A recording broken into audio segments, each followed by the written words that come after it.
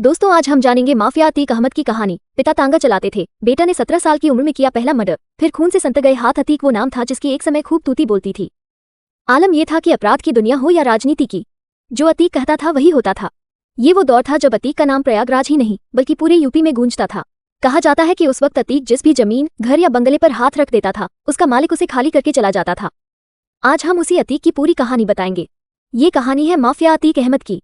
शनिवार को अतीक और उसके भाई अशरफ की प्रयागराज में गोली मारकर हत्या कर दी गई। दोनों 4 दिनों की पुलिस रिमांड पर थे।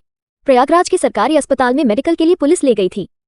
यहां से बाहर निकलने पर दोनों मीडिया के सवालों का जवाब दे रहे थे और इसी वक्त 3 हमलावरों ने दोनों को गोलियों से भून दिया। अतीक को सिर पर सटाकर गोली मारी गई और इसके बाद अशरफ पर हमला हुआ। कैसे वो अपराध से लेकर राजनीति की दुनिया तक का चर्चित नाम बन गया? कैसे एक तांगे वाले के बेटे ने दशहत का ऐसा साम्राज्य खड़ा किया कि कानून भी उसके आगे बौना साबित होता रहा? आइए जानते हैं। पिता तांगा चलाते थे और बेटा 10वीं के बाद ही बना अपराधी। 10 अगस्त 1962 को इलाहाबाद में अतीक अहमद का जन्म हुआ। पिता फिरोज अहमद तांगा चलाकर परिवार चलाते थे। अतीक घर के पास में स्थित एक स्कूल में पढ़ने लगा। 10वीं में पहुंचा तो फेल हो गया। इस बीच वो इलाके के कई बदमाशों की संगत में आ गया। जल्दी अमीर बनने के लिए उसने लूट, अपहरण और रंगदारी वसूलने जैसी वारदातों को अंजाम देना शुरू कर दिया। 1997 में उस पर हत्या का पहला मुकदमा दर्ज हुआ। उस समय इलाहाबाद के पुराने शहर में चांद बाबा का खौफ हुआ करता था। चांद बाबा इलाहाबाद का बड़ा गुंडा माना जाता था। आम जनता, पुलिस और राजनेता हर कोई चांद बाबा से परेशान थे। अतीक अहमद ने इसका फायदा उठाया। पुलिस और नेताओं से सांठगांठ हो गई और कुछ ही सालों में वो चांद बाबा से भी बड़ा बदमाश बन गया।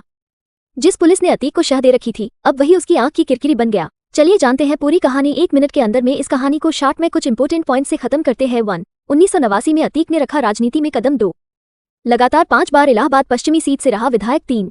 अतीक के खिलाफ नहीं मिलते थे उम्मीदवार। 4. बसपा प्रमुख मायावती के साथ अभद्रता करने वालों में अतीक भी था। 5. यहां से अतीक की जिंदगी में राजू पाल की एंट्री होती है। 6. विधायक बनने के 3 महीने बाद राजू पाल ने की शादी। 7. 10 दिन बाद 25 जनवरी 2005 में राजू पाल की हत्या कर दी गई। इस हत्याकांड में अतीक अहमद और अशरफ का नाम सामने आया। 7. अतीक पर 100 से ज्यादा आपराधिक मामले। 8. 2017 से जेल में था अतीक अहमद। 9. योगी सरकार बनने के बाद से मुश्किलों में अतीक। 10. शनिवार 15 अप्रैल को प्रयागराज के जिला अस्पताल के बाहर अतीक और उसके भाई अशरफ पर 3 हमलावरों ने हमला कर दिया। दोनों की गोली मारकर हत्या कर दी। तो दोस्तों कैसे लगा आपको अतीक अहमद की कहानी जानकर? हमें कमेंट सेक्शन में लिखना मत भूलना और ऐसी ही दिलचस्प वीडियो के लिए हमारे चैनल ईशान फैक्ट्स को सब्सक्राइब करें। Thank you for watching.